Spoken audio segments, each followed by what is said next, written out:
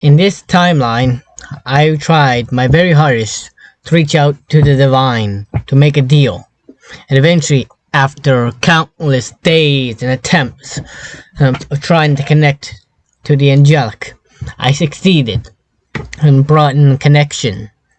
And through a radio I set up in front of them with an offering of gummy fruits, which they spoke to me with their own manifesting metaphorical arms, like we see Rosie when he receives Alistair's callings in season 2.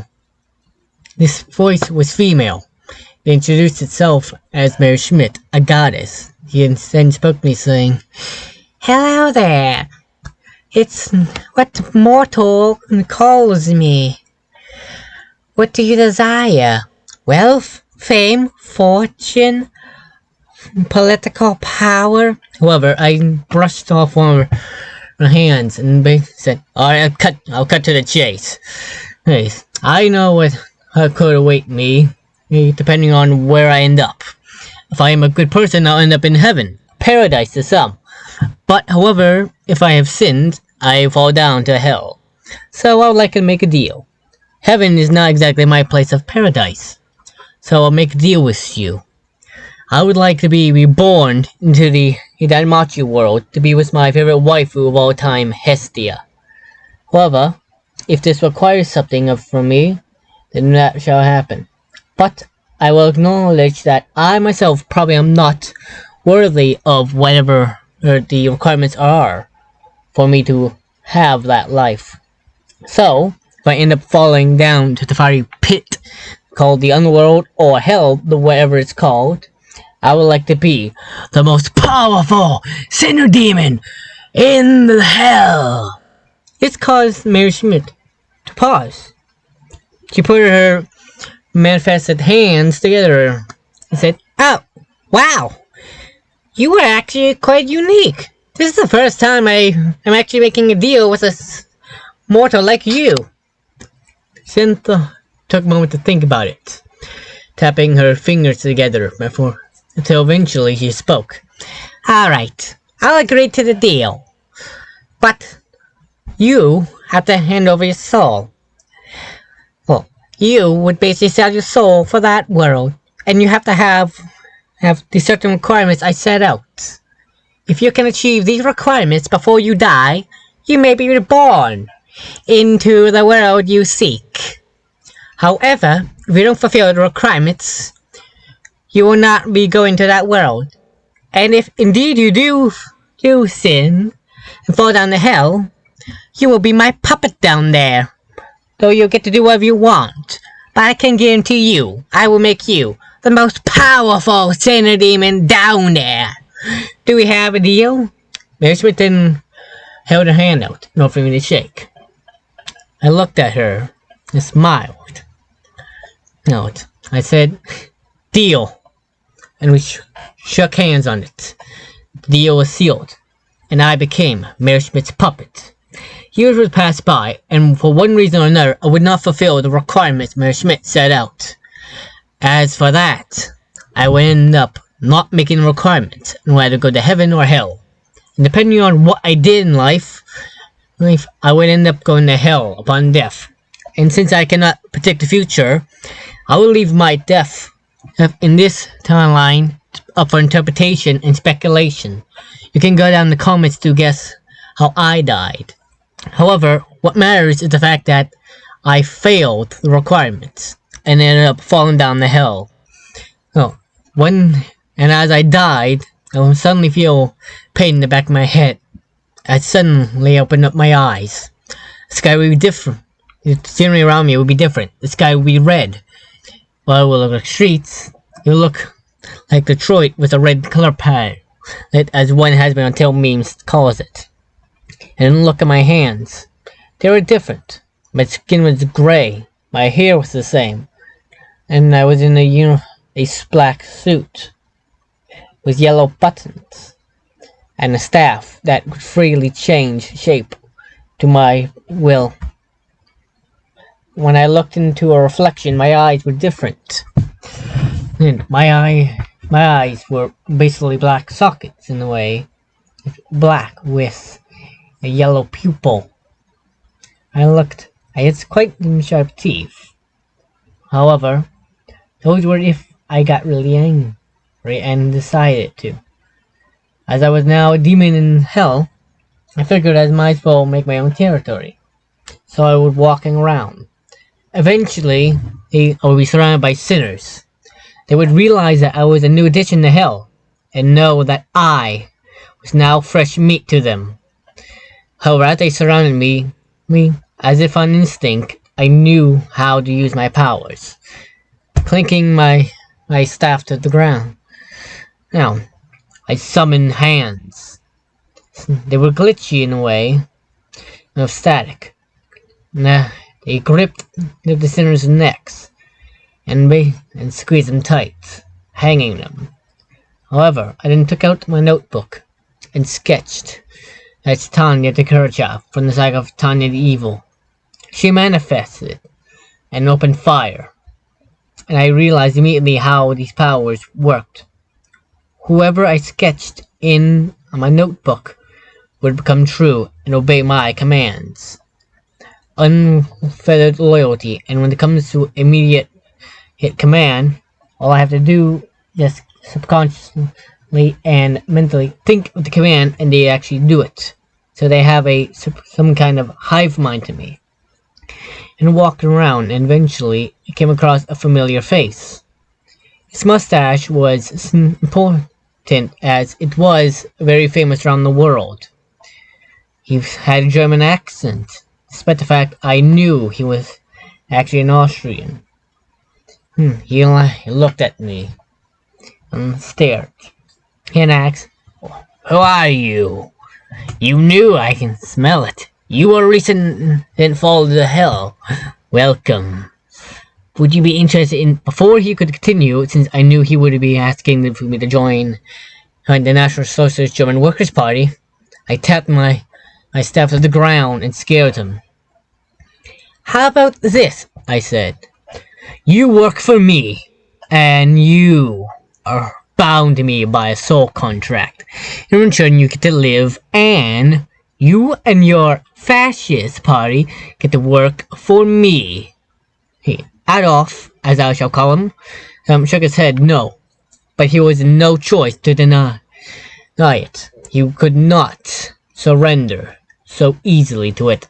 That's what he thought, till eventually he fought against me. The battle ended with his loss as he pleaded for his life, and he had to give in. Adolf was bound to me by a soul contract, and as such, he and his fascist party, the National Socialist German Workers' Party, or as we all famously know it, the Nazis, came to me. Now, Nazis would be under my rule, via Hitler. Sorry, Adolf. He would give out orders from me. The way the chain worked is that I give an order, Adolf would relay it. Eventually, I would come across Mr. Joseph Stalin, and eventually the same thing would happen. He would engage in a fight with me, he'd lose, and be bound to me by a soul contract. After we ventured quite some time, we eventually stopped in a desolate place. I then tapped my staff down and said, "This shall be our new place. I shall set up a new territory here, a new district in a way, one under my rule. Understood?" Adolf and Stalin, as well as the Nazis and Soviet officials that followed them, and me, nodded. Time would pass by, and eventually it would build up. The territory became a populated place, with a palace based off of the last place the German Kaiser lived in before the fall of the German Empire lived in. In fact, I named the territory New Ontario, which translated to English is New Ontario. It to be a reminder of my Canadian homeland. Living in it was quite good. I enjoyed some time. However, Mayor Schmidt would arrive and would point out that heaven and hell are not on great terms right now. What do you want me to do? I am only one person.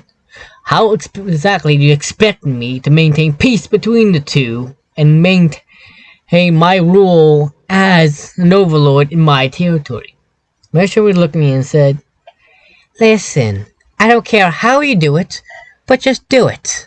As long as you don't rule it directly, I don't care how you take over heaven and hell. Long as you maintain peace between the two, I don't care." This caused me to stop and think. Vassal states exist, but however, as someone who has played Hearts of Iron 4, I know that you can puppet nations. You can basically build stuff there in the territories of your allies and puppet governments. I didn't realize something. I could do something similar to that for my territory. I nodded to Mayor Schmidt as she then took off. I then turned to Adolf and said, "Prepare your propaganda department. I need to spread my influence. Maintain the place with Stalin until I'm back. But don't rule, or you know what happens." Adolf nodded his head in approval. On the way to the site originally, I had to basically slap him and basically beat him up every time he said something anti-Semitic or racist. It's Stalin, despite not being the brightest bulb in the box, picked up on my treatment of Adolf and understood not to say anything racist or anti-Semitic. And as such, that's how I was able to get the Nazis and Soviets under my rule, via Adolf and Stalin. Adolf would be the one to receive the worst, because we all know him. Using my powers, I teleported it the same way Alistair did into Charlie's room in Season 1, into Pentagram City. After walking around, I came across to V Tower, where I challenged them. If they lost, they'd be under me via soul contract. But however, if I were to lose, then it meant that they'd get one of my subordinates. One of the people under my control, under my soul contract. If he's agreed, Fox basically attacked with his lightning and all his tanks. However, he didn't realize something. One reason or another, his hypnotization was not working on me. In fact, I knew that already. I knew that hypnosis wouldn't work on me. But Fox tried to do it anyways. Val kept blasting at me, but it failed. Same with Velvet when she fired off her social media post tags. It wouldn't work. In fact, the 3 Vs found themselves outmatched and surrendered. And I took over control of the Vs. What I wanted from both of the 3 was to spread my influence. This would be step 1 into trying to maintain peace with heaven and hell. With spreading my influence and message to all of hell. This would begin with the Vs. I would eventually run into Alistair, if not on purpose, to make a deal with him that he would get to maintain himself and free from a soul contract from me and get to broadcast his radio. As long as he got to work alongside my propaganda department via Adolf to spread my influence. Well, Alistair didn't want to at first, but then he realized something. This person might actually be stronger than me. And as such, Alistair agreed to the deal. He was able to keep his soul, and we were able to reach an agreement. As I returned, Adolf and Stalin did just that. They watched over, as eventually the territory grew outwards. Fox, Velvet, Valentino, and eventually Alistair came, and as such they worked alongside the propaganda department of Noi Ontario, as it was called at the time.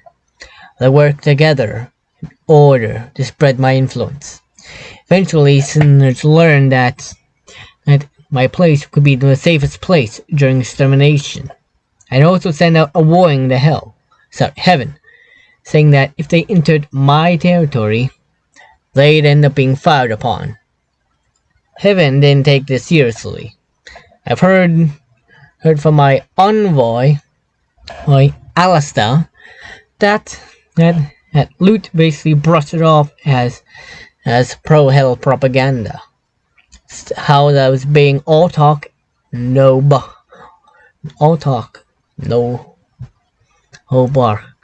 or whatever you want to call it.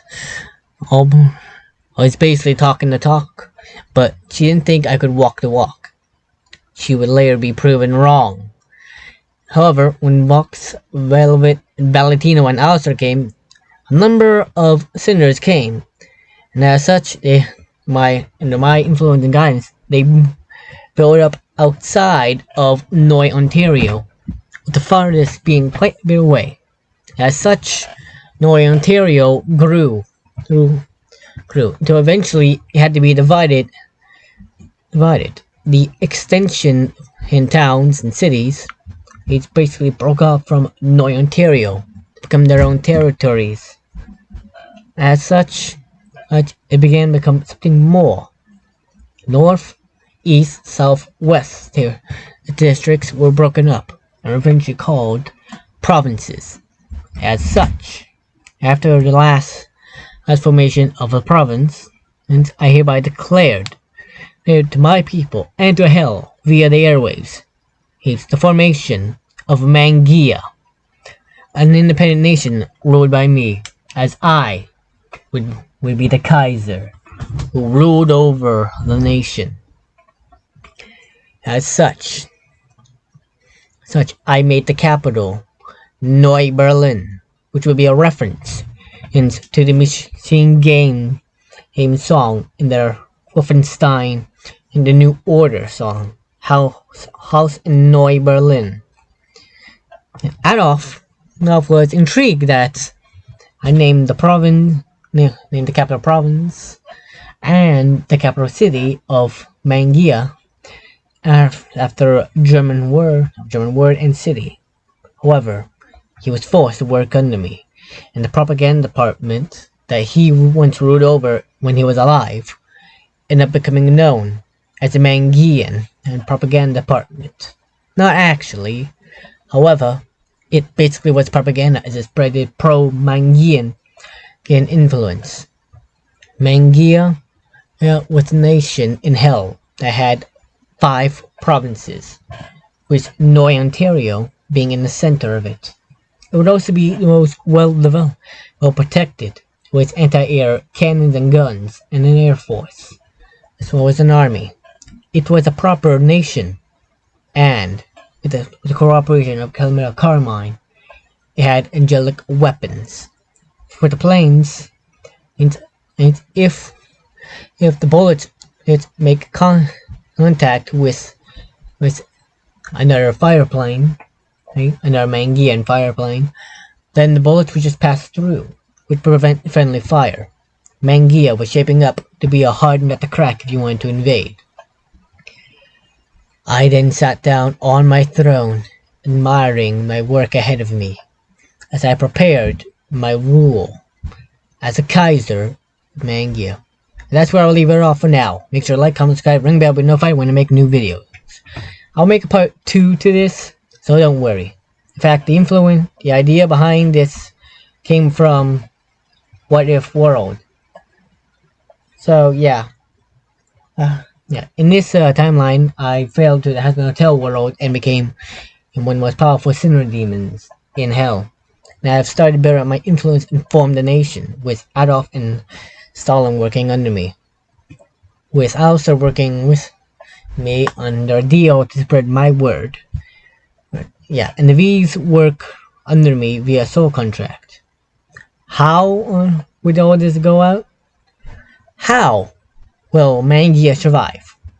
You'll find that out eventually when I make part 2. But make sure to like, comment, subscribe, ring the bell to be notified when I make another video. Have a good day, and I'll see you next time. Goodbye!